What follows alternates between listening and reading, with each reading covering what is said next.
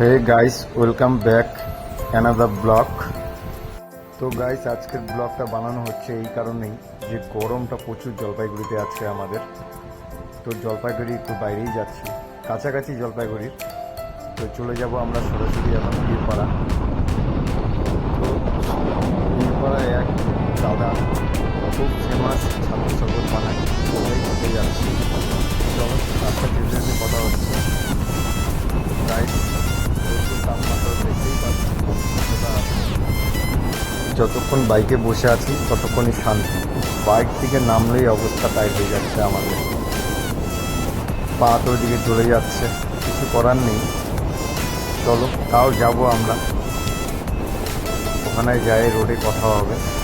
যাই, এখানকার প্রকৃতিটা এতই ভালো, চারদিকে সবুজে সবুজ, রাস্তাও ফাঁকা, কিন্তু ধুলোবালিটা একটু বেশি। এদিকে চা বাগান আছে, চা বাগানগুলো দেখে তো মন খুশি হয়ে যাচ্ছে, মনে হচ্ছে যাই একটু ঘোরাঘুরি করি, কিন্তু গরমের জন্য ভালো লাগে না।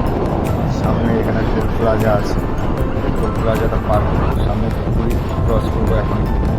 তো ধুপগুড়ি গাইজ তো কিছুক্ষণের মধ্যে পৌঁছে যাব বীরপাড়া। এই চলে আসলাম। তো দাদা ছাতুর দোকানে এখন ছাতু বানাচ্ছে, এই যে আমাদের দাদা, ফেমাস দাদা। ছাতু খেতে হলে বীরপাড়া অবশ্যই আসো। তো গাইস, এতটুকুই বলার ছিল। তো আমরা এখান থেকে ছাতু খেয়ে বের হয়ে যাব, নেক্সট ব্লগ চলে আসবে তাড়াতাড়ি। অবশ্যই শেয়ার লাইক অবশ্যই করবেন, এটাই। তো গাইস,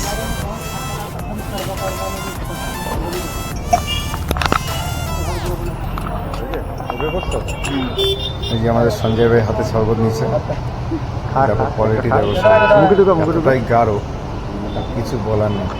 ভাই খাচ্ছে।